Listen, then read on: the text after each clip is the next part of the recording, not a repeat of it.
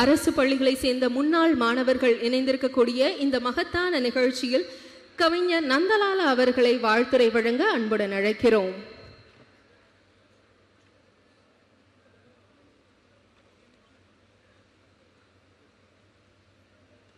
அரசு பள்ளி மாணவர்களை உற்சாகப்படுத்துகிற நிகழ்ச்சியாக இது மிக சிறப்பாக அமைந்தது. நான் மிக சுருக்கமாக ஒன்று சொல்லிவிட்டு போக விரும்புகிறேன். இப்போ நான்லாம் அரசு பள்ளியில் படித்தவன். மேடையில் இருக்கிற ஆட்சித்தலைவர்லேருந்து அண்ணன் ஜெயரஞ்சன் வரையிலும் அரசு பள்ளியில் படித்தவர்கள்.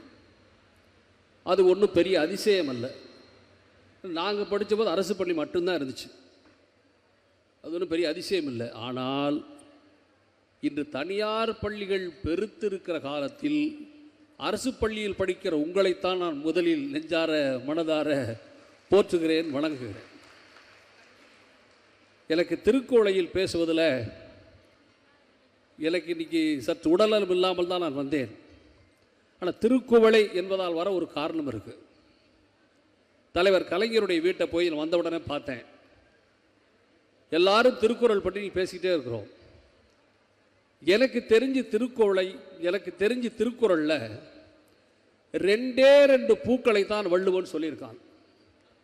ஒன்று அனிச்சமலர், மற்றொன்று குவளை மலர். தாமரை இல்லை. எனக்கு என்ன ஆச்சரியம்னா, ஏன் வள்ளுவன் அனிச்சமலரை சொன்னவன் குவளை மலரை சொன்னான்?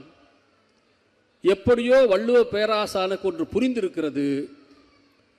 தான் எழுதி பல ஆயிரம் ஆண்டுகள் கடந்தும் கூட தன்னை எவனும் கண்டுகொள்ள மாட்டான். தன்னை கண்டெடுத்தது எல்லிசன் போன்ற ஒரு மேலை நாட்டு அறிஞனாக இருந்தாலும் கூட அதை மக்களிடம் கொண்டு சேர்க்கிற பெரிய பொறுப்பை ஒரு குறள் ஓவியம் எழுதி, திருக்குறளுக்கு உரை எழுதி, வள்ளுவர் கோட்டம் அமைத்து, வான் உயர் வள்ளுவர் சிலையை கன்னியாகுமரி அமைத்து, தன்னை தமிழ்நாட்டில் பிறக்கப் போகிற ஒரு பையன் இங்குதான் பிறக்கப் போகிறான் என்று தெரிந்தே வள்ளுவன் குவளை மலர் எழுதினான் என்பதனுடைய கருத்து. நான் இன்னொன்று சொல்லிட்டு போயின்னு நினைக்கிறேன். இந்த ஐயா கலைஞருடைய பிறந்த வீட்டுக்கு போயிருந்தேன். இதை மாணவர்கள் காதலை வாங்கி வச்சுக்க.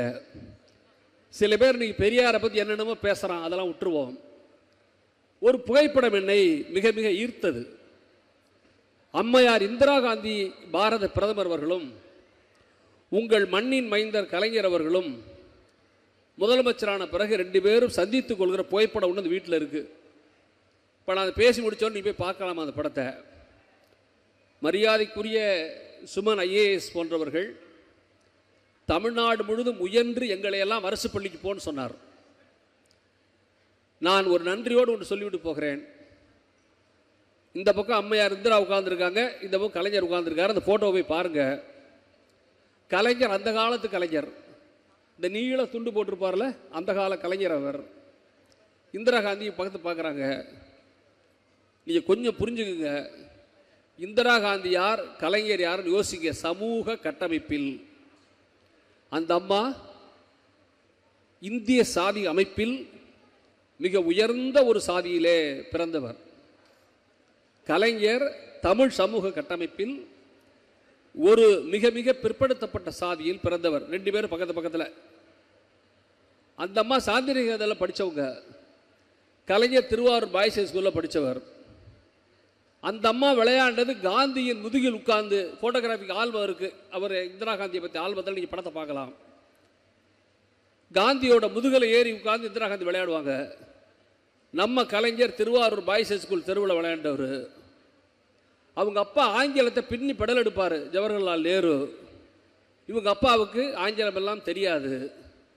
என் கேள்வி, இந்திய சமூக அமைப்பில் உச்சாணியில் இருந்த அம்மையார் இந்திரா காந்திக்கு அருகே திருக்கோளையில் பிறந்த ஒரு கலைஞர் நேர்கோட்டில் அமர்ந்து கலைஞர் சொல்வதை இந்திரா நுட்பமாக கவனிக்கிற ஃபோட்டோ அந்த ஃபோட்டோ. நான் பெரியாரை பற்றி பேசுகிற எல்லோருக்கும் ஒன்று சொல்கிறேன். கலைஞர் போன்ற மிக மிக பிற்படுத்தப்பட்ட சமூகத்தில் பிறந்தவரை இந்தியாவின் உச்சாணிக்கொம்பில் இந்திராவுக்கு அருகே உட்கார வைத்ததுதான் பெரியார் செய்த மிக பெரும் பணி என்பதை தயவுசெய்து எல்லோரும் புரிஞ்சுக்குங்க.